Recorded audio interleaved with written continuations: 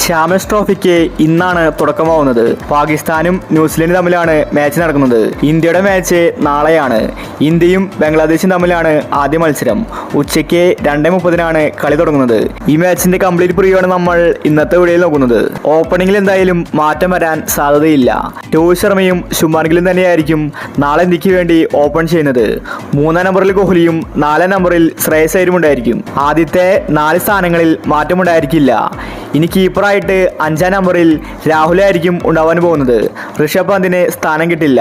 അതുപോലെ ഓൾറൗണ്ടേഴ്സായിട്ട് അക്സർ പട്ടേൽ, ഹാർദിക് പാണ്ഡ്യ, ജഡേജ ഇവര് ടീമിലുണ്ടായിരിക്കും. നാളെ ദുബായിലാണ് കളി നടക്കുന്നത്. ദുബായ് പിച്ച് ഇന്ത്യക്ക് അനുകൂലമാണ്.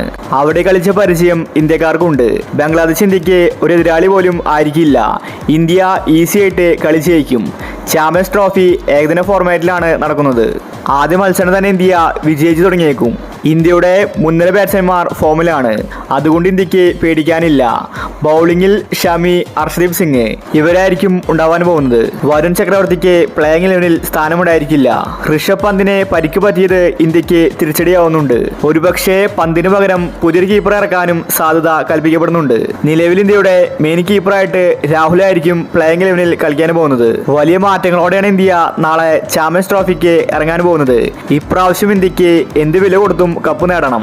അപ്പോൾ നാളത്തെ ബംഗ്ലാദേശിനെതിരെയുള്ള ഇന്ത്യയുടെ പ്ലേയിങ് ഇലവൻ നോക്കാം. രോഹിത് ഗില്ല്, കോഹ്ലി, ശ്രേയസ്, രാഹുൽ, അക്സർ, പാണ്ഡ്യ, ജഡേജ, കുൽദീപ് യാദവ്, അർഷദീപ് സിംഗ്, ഷമി ഇതാണ് ഇന്ത്യയുടെ പ്ലേയിങ് ഇലവൻ.